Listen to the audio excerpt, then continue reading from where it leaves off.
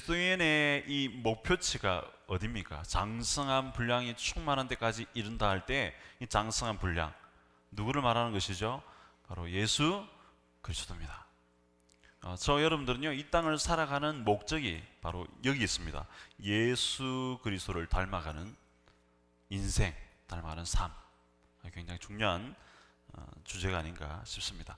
이 성화에 대한 부분들을 우리에게 가르쳐 주고 있습니다. 이 암송 구절 있죠? 이 베드로전서 2장 2절 말씀, 우리 같이 한번 한 목소리를 읽어보겠습니다. 시작. 갓난 아기들 같이 순전하고 신령한 젖을 사모하라. 이는 그로 말미암아 너희로 구원에 이르도록 자라게 하려 함이라. 아멘. 갓난 아기들 같이 순전하고 신령한 젖을 사모하래요. 이유가 뭐냐면 구원에 이르도록 하기 위해서, 우리를 자라게 만들기 때문이죠. 아이를 키워보신 분들 다 아실 거예요. 아이가 자라기 위해서는 필수적으로 필요한 것이 바로 엄마의 젖입니다. 젖을 먹어야 아이는 영양분을 받죠. 저도 이게 젖먹이 아이가 있지만은 젖을 얼마나 잘 먹는지 몰라요. 한번 물리면 뭐 엄청나게 마시는데, 어쨌든 먹어야, 아이에게 있어서 그 영양의 공급처는 젖밖에 없잖아요. 젖을 먹어야지 키가 자라고 몸이 자랄 수 있습니다. 그래서 자라는 것이 얼마나 중요한가. 근데 오늘 이 말씀 구절에 보시면 너희로 구원에 이르도록, 우리의 목표 지점을 꺼놓고 있죠. 구원에 이르기 위해서 자라게 하려 함이라, 이렇게 말씀하고 있습니다. 자, 들어가는 애화글을 보시면요, 이 구원받았으면 성장하라라는 글이 있죠. 내용을 여러분 보시면 이 프로기사들이 바둑을 두는데, 여러분 이 바둑을 두고 난 다음에 그냥 끝났습니다 하고 이렇게 탁 덮는 것이 아니라, 이 프로기사들은요, 바둑을 두고 나면 항상 복기라는 것을 합니다. 복기. 떴던 것들을 그대로 다시 뜨는 거예요. 자기가 했던 것들을 그대로 뜨면서 요 때는 요 수가 굉장히 좋은 수였고, 그리고 이렇게 뒀을 때는 여기 굉장히 악수였다, 잘못된 수였다. 서로 서로에게 교훈을 주죠. 그래서 다음 경기 때는 이런 실수를 하지 않고, 또 좋은 수를 뒀을 경우에는 다음 경기 때 이런 또 좋은 수를 생각하고 구상할 수 있도록 하기 위해서 복기라는 것을 합니다.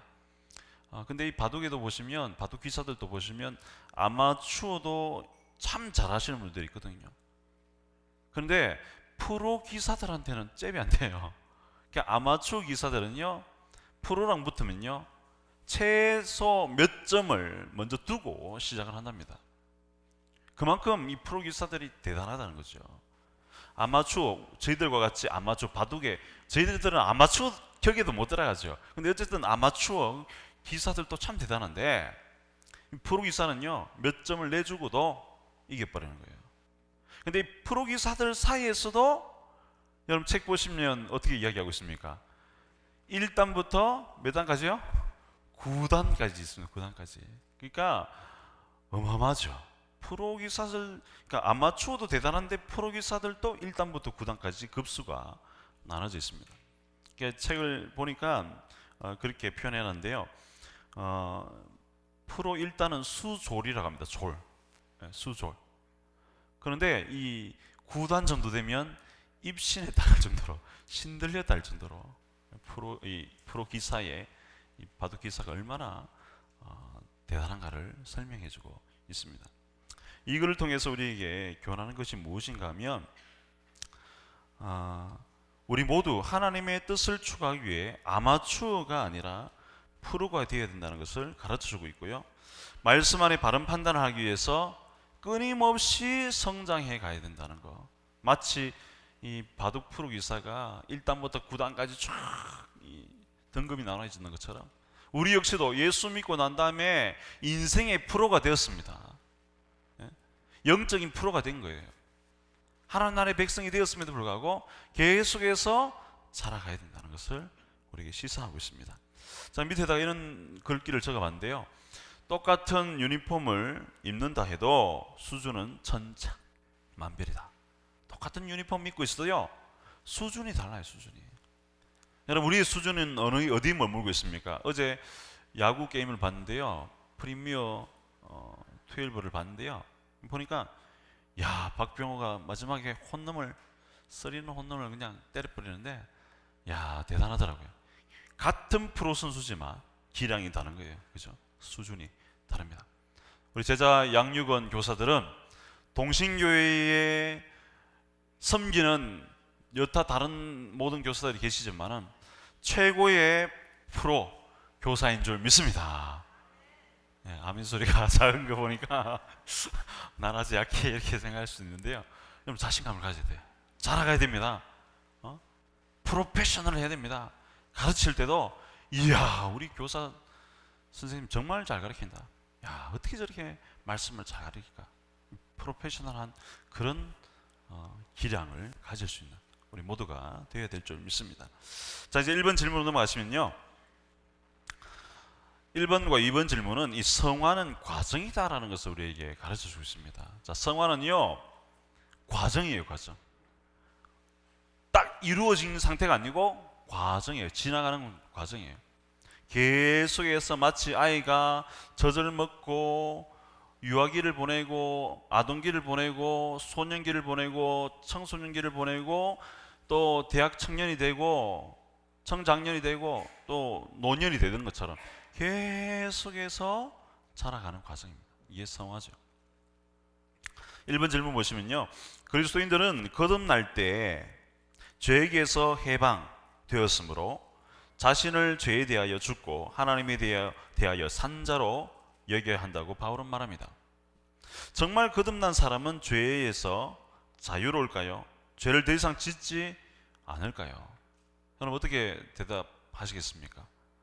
정말 우리가 죄에서 자유로워졌습니까? 죄를 더 이상 짓지 않는 존재가 됩니까? 물론 우리가 법정적인 칭의 면에서 우리가 죄인이 아니라 의인이 되었죠.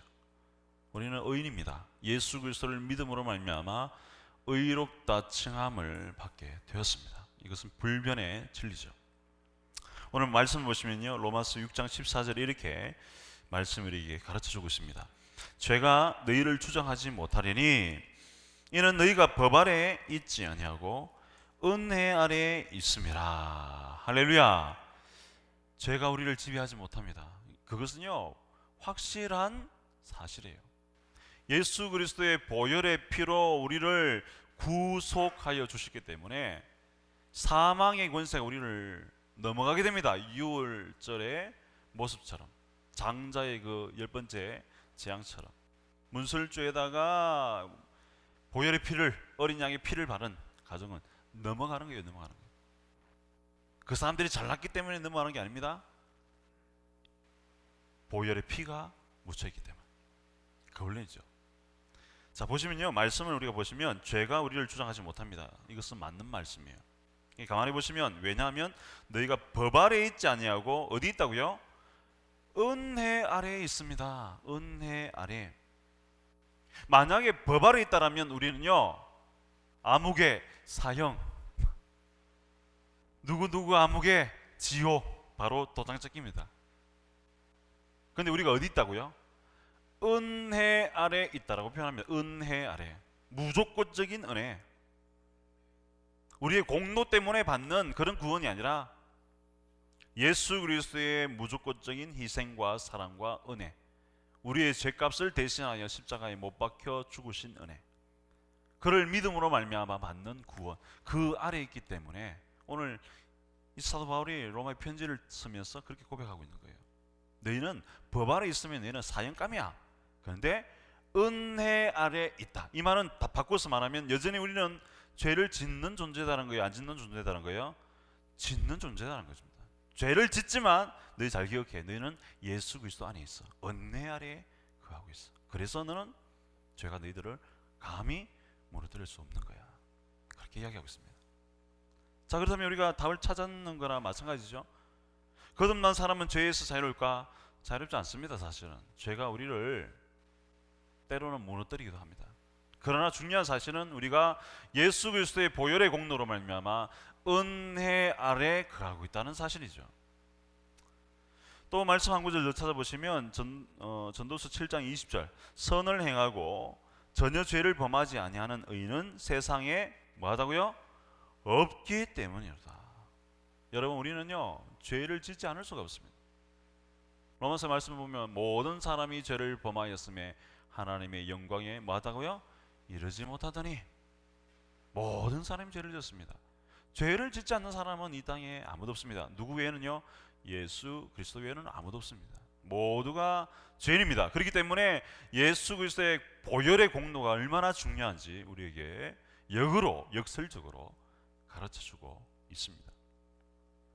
자, 밑에다 이렇게 적어봤는데요. 법 아래 있으면 바로 심판. 법 아래 있으면 바로 심판이에요. 법 아래 있으면. 율법의 법 아래 있으면 바로 심판해요. 근데 우리는 은혜 안에 있는 존재라는 사실입니다. 은혜 안에 있는 존재이기 때문에 심판을 명하고 영생을 예수님의 보혈의 공로 때문에 얻게 되는 것이죠. 법 안에 있으면 바로 심판해요. 그러나 은혜 안에 거하고 있습니다. 이 말은 다른 말로 여전히 우리는 죄 짓는 존재다라는 것을 가르쳐주고 있습니다.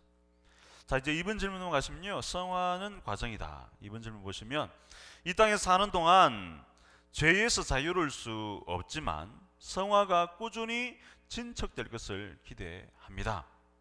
성화는 언제 완성될까요? 자, 성화가 완성되는 시점을 말하고 있죠. 쭉 아이가 자라는 것처럼 성화가 마지막에 딱 완성이 되는 날이 있습니다. 말씀을 보시면요, 고린도 후서 3장 18절에 이렇게 고백하고 있습니다. 우리가 다 수건을 벗은 얼굴로 거울을 보는 것 같이 주의 영광을 보매 그와 같은 형상으로 변화하여 영광에서 영광에 이르니 곧 주의 영으로 말미암음이니라. 아멘. 제가 빨간 글씨로 적어놨죠. 그와 같은 형상으로 변하여. 우리가요 천국에 가면요 그와 같은 형상으로 변한 거예요.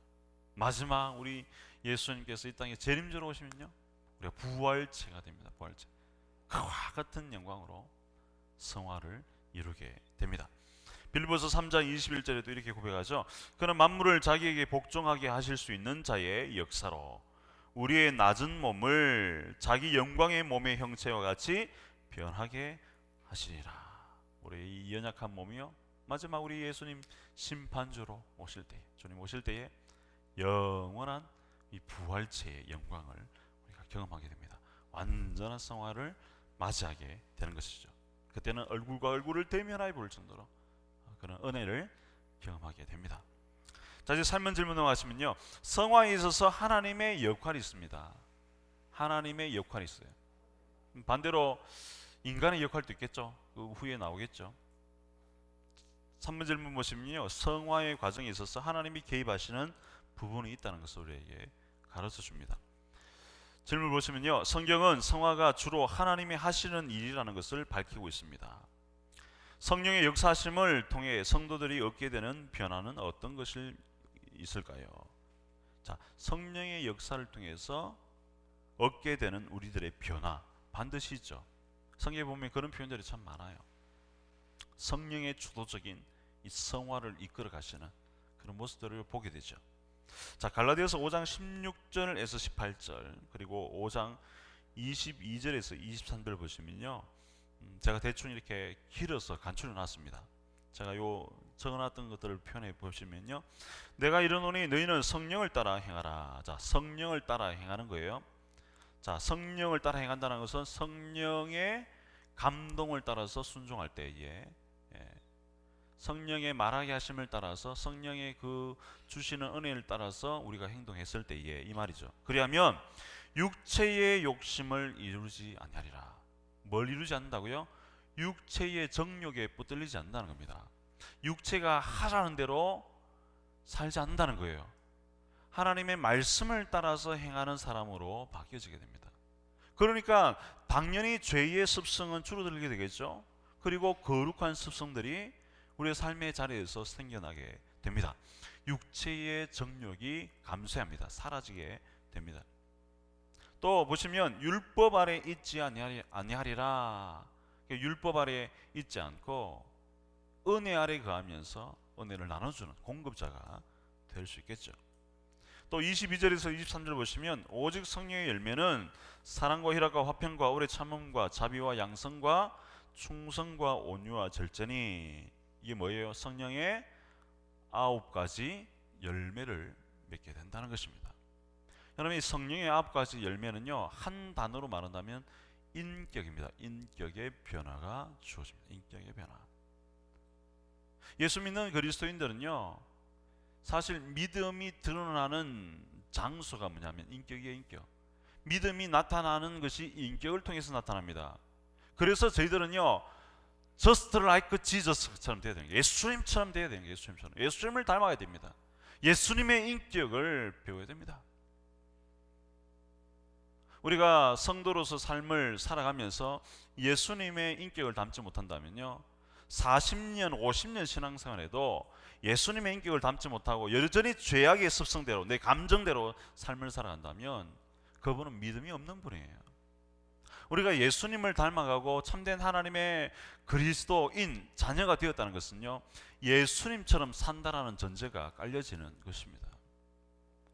저는 원하옵기는요, 우리 제자 양육원 모든 교사들이 예수님처럼 닮아가서 예수님과 같은 인격을 삶에서 드러내는 그런 분들이 다 되시길 바랍니다. 여러분, 교사로서 섬기실 때에 여러분 양육생들이 여러분들의 가진 이 지식이라든지 어떤 테크닉이라든지 말씀을 전하는 기술이라든지 이런 것들을 보는 게 아니고요, 물론 그런 것들도 보겠지만 그보다 더 우선되는 게 여러분들이 가지고 있는 인격을 봅니다. 됨됨이를 보는 거예요. 그래서 여러분들의 그 따뜻한 말 한마디, 위로의 말 한마디, 마음 씀씀이 하나가 양육생들의 마음을 터치하게 되고 그들의 인생이 변화되는, 말씀이 들어가는 통로가 된다는 것을 잊어서는 안 됩니다. 그래서 인격이 얼마나 중요한가, 자 밑에다 적어놨죠. 성령의 9가지 열매를 맺는다는 거, 바로 인격의 변화 그리고 삶의 변화이다, 이렇게 제가 적어놨습니다. 성령의 9가지 열매는요, 삶의 변화예요. 여러분 실제로 한번 보세요. 이 9가지 열매가 사랑, 희락, 화평, 오래 참음, 자비, 양성, 충성, 온유, 절제, 다 우리의 삶 속에서 나타나는 부분들입니다. 누가 나를 막 괴롭혀도 옛날 성격 같으면 막 한 대 집 아프고 막, 그죠? 막 욕설을 해버리고 같이 그럴 텐데, 예수님께서 나와 함께 거하시고 내 안에 야야 그리 하지 마라, 내가 너를 사랑한 것처럼 너도 그 사람 사랑해, 나를 막 괴롭히는 사람을 만나도요, 이 말씀이 내 마음속에서 탁 울려 펴지고 그 말씀에 순종하면요, 오래 참는 인생이 되는 거예요. 그리고 오히려 그 사람을 사랑으로 품는 인생이 되는 거예요. 마음이 온유해지는 거예요. 말씀에 대한 충성이 일어나는 거예요. 인격의 변화죠. 인격의 변화. 저는 제자 양육원 모든 교사들이 이런 인격의 변화를 체험하였어. 더 예수님 닮아가는 그 수준이 날이 갈수록 성장할 수 있는 우리 모두가 되기를 바랍니다. 제가 또 이렇게 적어놨죠. 육체의 욕심을 이루지 않음, 율법 아래가 아닌 은혜 아래에 감. 자, 이 성령이 우리에게 말할 때에, 성령의 주도적인 사역을 할 때에 육체의 욕심, 정욕을 이겨낼 수 있는 힘을 공급하십니다. 자, 성령은요, 우리 마음속에 어떻게 역사하시나? 말씀으로 역사하시. 말씀으로. 그러니까 말씀으로 역사하니까 그 말씀이 정욕을 깨어버리는 거예요. 믿음으로 전신갑주를 우리가 입어야 되죠. 전신갑주를 입어야 됩니다. 그래서 우리가 싸워야 되죠. 말씀의 검을 들고 우리가 싸워야 됩니다. 성령이 우리에게 말씀하실 때는 항상 뭘 사용하시냐면 말씀을, 하나님의 말씀을 깨닫게 하십니다. 그래서 정욕을 깨어부시도록 만든다는 사실입니다. 자, 이제 넘어가세요. 4번에 보시면 성화에 있어서 우리의 역할이 있습니다. 4번과 5번 질문이 그것을 우리에게 가르쳐주고 있죠. 자, 하나님의 역할이 있죠. 성령 하나님의 역할을 우리가 살펴봤습니다. 우리에게 말씀을 주세요. 성령에게 감동하심을 주세요. 그래서 제대로 된 분별을 하고 제대로 된 인격의 변화를 갖추도록 우리에게 만듭니다. 요구합니다. 이런 요구에 대해서 우리가 반응을 해야 되는 게 4번 질문이에요. 우리의 역할은요, 반응해야 됩니다. 자, 4번 질문 보시면요, 성화가 주로 하나님이 하시는 일이라면 우리가 할 일은 없는 것입니까? 없는 게 아니죠. 우리가 해야 됩니다. 반드시 해야 됩니다. 지난주에도 제가 말씀을 전했지만 하나님의 100% 은혜, 또 인간의 100%의 수고. 이게 필요합니다.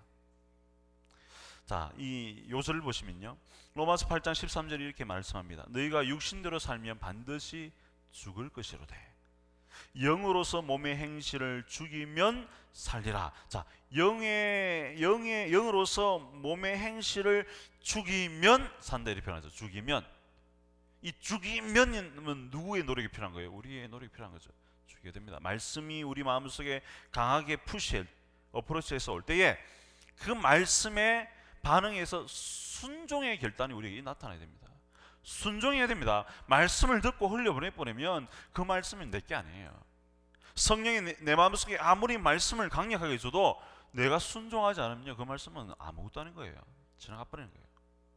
그러나 성령 하나님이 우리 마음속에 말씀으로 강하게 역사하실 때에 여러분들이 그 말씀에 부담감을 느끼고 거룩한 부담을 느끼고 순종할 때에 그때 여러분의 성화가 이루어지는 거예요. 여러분의 인격이 달라지기 시작하는 것입니다. 말씀이 이렇게 이야기하고 있죠. 영으로서 몸의 행실을 죽이면 살리라. 죽이면 살리라. 자, 빌립보서 2장 12절 13절에도 이렇게 말씀합니다. 그러므로 나의 사랑하는 자들아 너희가 나 있을 때뿐 아니라 더욱 지금 나 없을 때에도 항상 복종하여 두렵고 떨림으로 너희 구원을 이루라. 나 없을 때도 뭐라고요? 항상 복종하여 두렵고 떨림으로 너희 구원을 이루라. 우리에게 노력할 것을 당부하고 있습니다. 너희 안에서 행하시는 이는 하나님이시니, 자, 하나님이 동일하게 우리 안에서 행하시죠. 성령의 역사가 우리 안에서 이루어집니다. 자기의 기쁘신 뜻을 위하여 너희에게 소원을 두고 행하게 하신다. 자, 하나님이 여전히 우리에게 말씀하십니다. 그럴 때 우리의 반응은 몸의 행실을 죽이는 것이고 복종해서 두렵고 떨림으로 구원을 이뤄나가는 결단과 순종이 요구된다는 것입니다. 밑에 그렇게 적어봤습니다. 뼈를 깎는 노력, 뼈를 깎는 노력이 있어야 됩니다. 여러분, 올림픽 금메달을 하나 따는데도요, 운동선수들이 운동하지 않고 금메달 따는 일은 절대 일어날 수 없습니다. 최선을 다해서 운동을 하죠. 그 뼈를 깎는 노력 끝에 열매가 나타나는 거예요. 어제 그 한국과 미국과 이 야구 경기에서도 보시듯이 평소에 열심히 훈련한 결과가 그렇게 열매로 나타나게 되는 것입니다. 우리에게 푸시하시는 성령님, 자기의 기쁘신 뜻 안에서 소원을 두고 우리에게 행하도록 하시죠. 우리 마음속에서 자꾸 푸시하는 거예요. 아무개야 힘내. 말씀이 이런 약속의 말씀이 있어. 걱정하지 마. 힘내. 계속해. 더 사랑해. 더 충성해. 더 믿음으로 달려가. 말씀을 가지시고 성령이 우리에게 푸시하십니다. 자기의 기쁘신 뜻을 향하여서 푸시하십니다. 여러분, 살다 보시면 하나님의 음성이 들려질 때가 있습니다. 그게 육성으로 들린다는 것이 아니라 마음의 말씀으로 들려지죠. 그런데 지금 내 상황과 내 처지에 맞는 말씀이 아니에요. 오히려 말씀이 들려질 때에 부담이 되는 거예요. 하나님이 이렇게 해라고 이야기를 하는데 그렇게 하면 내가 손해보는 구조예요. 여러분, 그런 적 없습니까? 말씀이 나한테 들려지는데, 분명히 말씀을 통해 나한테 들려지는데 이걸 하면 참 좋긴 좋은데 내가 손해를 보는 거죠. 그럼 그럴 때 어떻게 하십니까? 그럼에도 불구하고 하나님의 말씀에 순종할 때 여러분 손해를 볼 것 같지만 하나님께서는요, 손해를 보게 하시는 분이 아니고 더 크게 채워주시는 분인 줄 믿습니다. 그걸 경험하셔야 돼요. 그럴 때에 우리가 하나님 살아계신 분이구나, 하나님 역사하시는 분이구나, 하나님 능력의 하나님이시구나, 하나님을 만나는 기적을 우리가 체험하게 됩니다. 저는 우리 교사들이 다 그런 분들이 되시길 바랍니다. 자기의 기쁘신 뜻 안에서 소원을 둡니다. 우리의 기쁘신 뜻이 아니에요. 하나님 아버지의 기쁘신 뜻 안에서 소원을 우리에게 주시는데 그 소원, 아버지 하나님의 그 소원의 뜻이 내가 생각했던 좋은 소원의 뜻과는 다를 수 있습니다. 예를 들어 볼까요? 요셉이 그렇잖아요. 요셉은요, 자기가 사실 꿈을 꿨을 때에 출세가도를 쫙 달리기를 원했을 거예요. 그런데 하나님 아버지의 기쁘신, 자기의 기쁘신 뜻은요 달랐습니다. 요셉을요 노예로 팔리게 만드는 거예요. 심지어는 지하 감옥에다가 더 내려가도록 만드는 거예요. 이게 하나님 아버지 기쁘신 뜻이에요. 인간으로 보면 왜 이런 고통을 나게 주냐? 그러지만요, 요셉이 애굽의 2인자, 사실은 1인자였죠.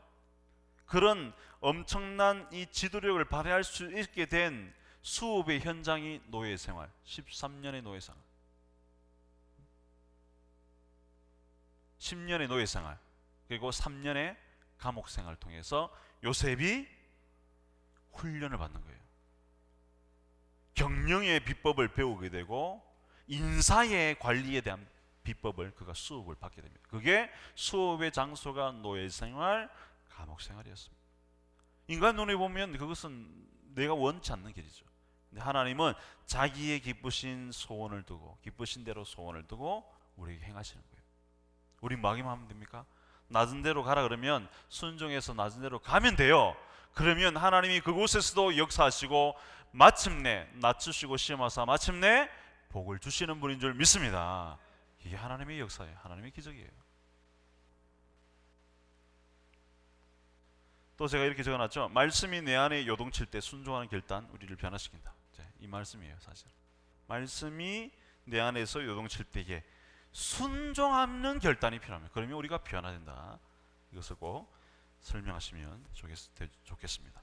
자, 5번 질문을 마시면요, 또 우리의 역할이 있죠. 성화의 과정을 어떤 이들은 영적 여행이라고 말합니다. 한 아이가 태어나서 자라가듯이 영적으로도 성숙과 성장과 열매 맺음의 연속에 있습니다. 이런 성장과 성숙을 위해서 절대적으로 필요한 것은 무엇일까요?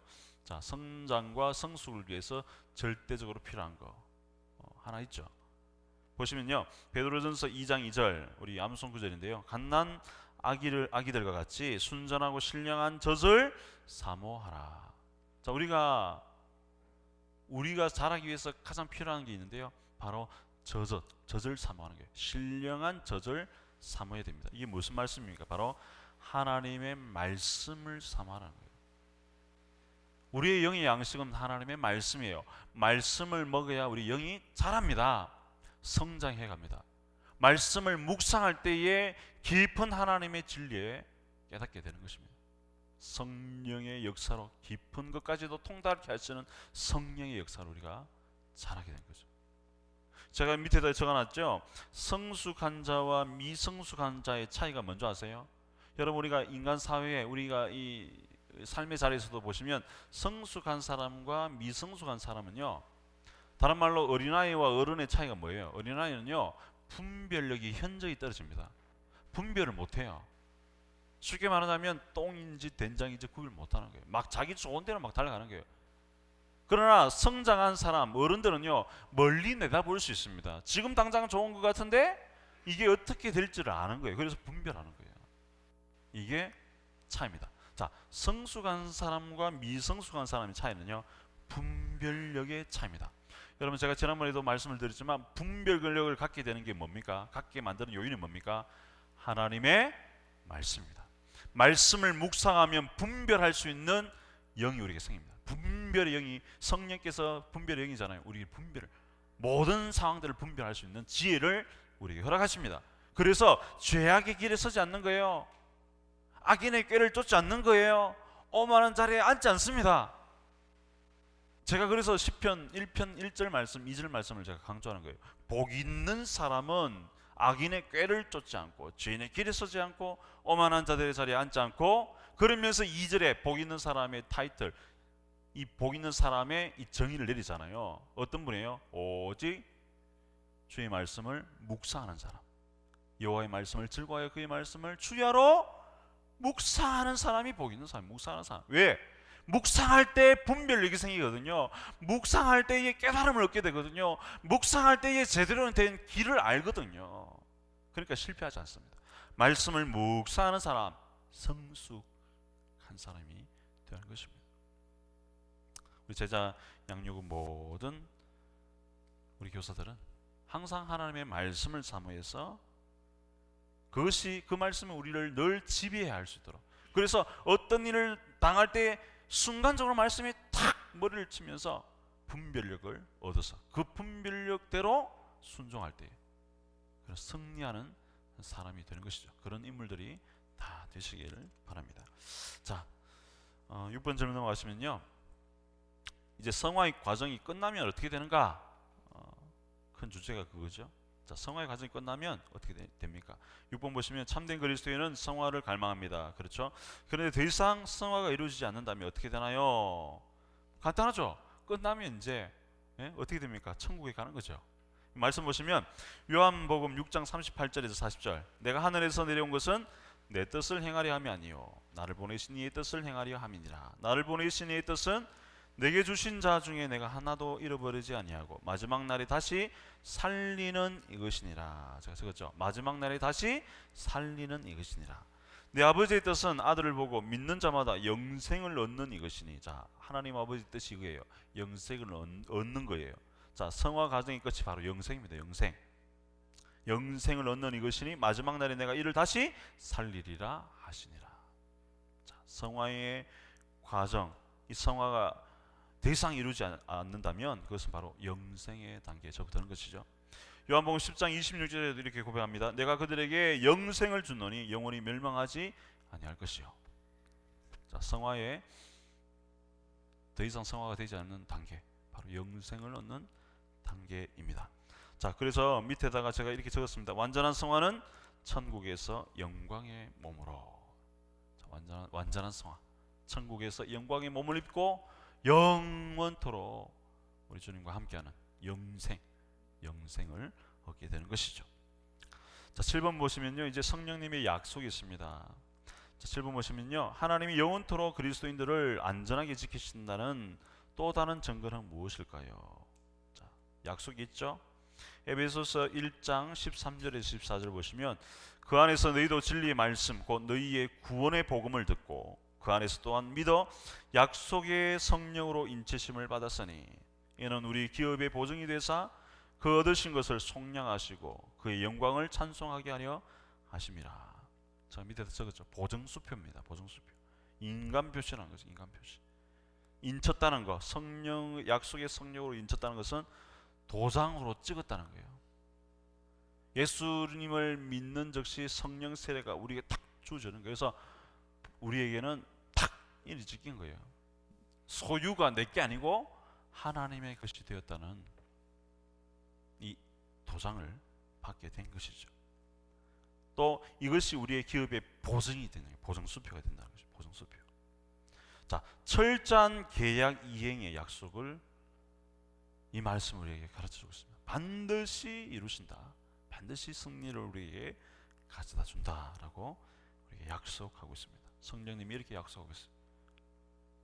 우리가 비록 부족하고 연약한 것 같지만 하나님이 이렇게 우리를 사랑하시고 우리에게 약속을, 보증의 약속을 허락해 주심을 우리가 강조하면 되겠습니다. 자, 이제 8번 넘어가시면요, 성화의 과정에서의 견인이 있죠. 자, 성화는 평생의 과정입니다. 때론 실제 자신보다 낮게 생각하는 교만을 가지기도 하고, 그렇죠. 우리가 때로는 내가 좀 잘하는 부분이 있네. 이 정도 내 참 잘하네. 저 사람보다 내가 낫네. 이 교만해 줄 수도 있죠. 또 때로는 한심스러울 때도 있습니다. 아직도 이것밖에 안 되네. 내가 참 너무 부족하다. 이런 생각이 들 때도 있지 않습니까? 자, 그럴 때에 어떻게 하면 되는가? 자, 교만할 때 어떻게 해야 되고, 또 낮아질 때 참 이렇게 연약하네, 이럴 때 어떻게 되는가? 그 말씀이죠. 자, 평생의 과정이 바로 성화인데요, 말씀 우리에게 그것을 가르쳐주고 있습니다. 마가복음 9장 24절 보시면 곧 그 아이의 아버지가 소리를 질리되 내가 믿나이다 나의 믿음 없는 것을 도와주소서 하더라. 뭐 해야 된다는 거예요? 기도 강화합니다. 기도 강화. 여러분, 우리가 부족하면요, 도움을 주시는 분이 계시잖아요. 앞전에 우리가 7번 말씀 봤잖아요. 약속하고 있잖아요. 하나님이 하나님 앞에 나와서 엎드려 기도하면 됩니다. 하나님 도와주세요. 하나님 믿음 주세요. 하나님 세임 주세요. 죄악과 싸워서 이길 수 있는 능력 주세요. 기도하는 거예요. 히브리서 12장 4절의 말씀처럼 피 흘리기까지 죄와 싸우는 그런 믿음을 달라고 계속해서 기도를 강화시켜 나가는 거예요. 하나님 앞에 더 엎드리는 거예요. 그러면 이길 힘을 하나님이 허락해 주십니다. 또 베드로전서 1장 5절에 보시면 너희는 말세에 나타내기로 예비하신 구원을 얻기 위하여 믿음으로 말미암아 하나님의 능력으로 보하심을 받았느니라. 자, 중요한 표현이죠. 믿음으로 말미암아 하나님의 능력으로 보하심을. 자, 믿음이 얼마나 중요한지 우리에게 가르쳐 줍니다. 자, 믿음을 강화시켜야 됩니다. 우리가 연약하다 느낄 때에 믿음을 다시 생각해야 됩니다. 교만할 때 다시 내가 예수님을 믿는 믿음이 무엇인가 생각해야 됩니다. 믿음을 강화시켜야 됩니다. 다른 말로 얘기한다면요, 말씀을 강화시키는 게 말씀 강화. 믿음은 어디서 납니까? 어디서 나요? 믿음이 들음에서 나잖아요. 들음은 어디서 나옵니까? 그리스도의 말씀입니다. 그리스도의 말씀, 하나님의 말씀. 자, 믿음 이꼴 하나님의 말씀이에요. 사실은 말씀을 우리가 제대로 알면 믿음이 생기는 거예요. 맞죠? 그러니까 믿음 강화는 말씀 강화입니다. 말씀 강화. 자, 기도와 말씀에 앞장서면요, 우리가 어떤 상황에 있었든지, 교만한 상황에 있었든지, 또 한심스러운 그런 상황에 처한다 할지라도 우리가 그것을 헤쳐나갈 수 있습니다. 기도 강화, 말씀 강화, 믿음 강화, 이것을 여러분 기억하시면 되겠습니다. 마지막 예와 글이 있는데요, 도전하는 사람이라는 글인데요, 첫 번째 이 문장을 보시면 꿈과 용기가 있는 사람은 결코 포기하거나 좌절하지 않습니다. 굉장히 도전적인 말인 것 같아요. 꿈과 용기가 있는 사람, 포기하지 않는데요. 우리 믿음의 사람들이 그런 사람들이 되어야 됩니다. 한 번 하고 안 되면 아우 안 되네, 포기해버려야지, 이게 아니고요, 끝까지 문을 두드릴 수 있는, 끝까지 찾을 수 있는 그런 사람이 되어야 됩니다. 내용을 보시면요, 이 에드먼드 힐러리라는 영국 청년이 에베레스트 산에 처음으로 등정을 합니다. 그런데 그가 실패를 하죠. 기자들이 묻습니다. 다음번에도 도전할 겁니까? 그가 이렇게 이야기를 합니다. 에베레스트 산은 결코 더 이상 잘하지 못할 것입니다. 의미심장한 표현이죠. 그러나 저는 잘할 것입니다. 나의 힘도 능력도 잘할 것입니다. 기다리라. 나는 꼭 다시 산에 오를 것입니다. 여러분, 얼마나 도전적입니까? 나는 더 잘할 겁니다. 지금은 실패했지만 저는 다 잘할 겁니다. 결국 힐러리는요, 10년 후 1953년 5월 29일에 에베레스트 산을 정복했습니다. 요즘은 여러분 이 최신식 장비들이 많이 갖춰져 있잖아요. 이 옛날 1950년대에 뭐 장비가 뭐 대단한 게 있었겠어요. 그런데 이때 에베레스트 산을 등정했습니다. 대단한 업적을 이뤘죠. 우리는요, 마음속에서 용기가 자라도록 계속해서 노력해야 됩니다. 계속해서 성화되어야 됩니다. 계속해서 그리스도의 장사한 분량이 이른 데까지 충만하게 자라려고 노력해야 됩니다. 누구에게 도움을 구하면서요? 기도를 강화하면서 주님 도와주세요, 주님 도와주세요. 또 말씀을 읽으면서 말씀 강화를 하면서 하나님의 말씀을 깨달으면서 계속해서 노력해야 됩니다. 그렇게 적어봤습니다. 될 때까지 노력하는 자세. 될 때까지 노력하는 자세. 기도는 언제까지 한다고요? 응답 받을 때까지 기도해야 됩니다. 응답 받을 때까지. 피 흘리기까지 죄와 싸워야 합니다. 이것이 우리에게 필요한 모습입니다. 기도하고 마치겠습니다. 하나님 감사합니다. 오늘 또 우리에게 귀한 시간을 갖게 해주심을 감사합니다. 예수님 닮아가는 성화를 우리의 삶으로 드러낼 수 있도록 주여 도와주셔서 부족합니다. 연약합니다. 그렇다고 좌절하지 않게 하시고 오히려 더 기도함으로, 더 말씀을 묵상함으로 하나님의 뜻을 분별하고 죄악을 분별하고 하나님의 영광 드러낼 수 있는 아름다운 인생들로 우리를 삼아 주셔서 오늘 또 양육생들 만나서 그들과 교제하며 말씀의 떡을 나눌 때에 그 말씀이 능력 있게 하시고 우리의 인격을 통해서 하나님의 말씀이 그들의 심중에 잘 박힌 목과 같이 박혀지는 역사가 나타나게 도와주셔서 아버지께서 함께 하실 줄 믿고 이 모든 말씀 살아계시는 예수님의 이름으로 기도합나이다. 아멘. 수고하셨습니다. 감사합니다.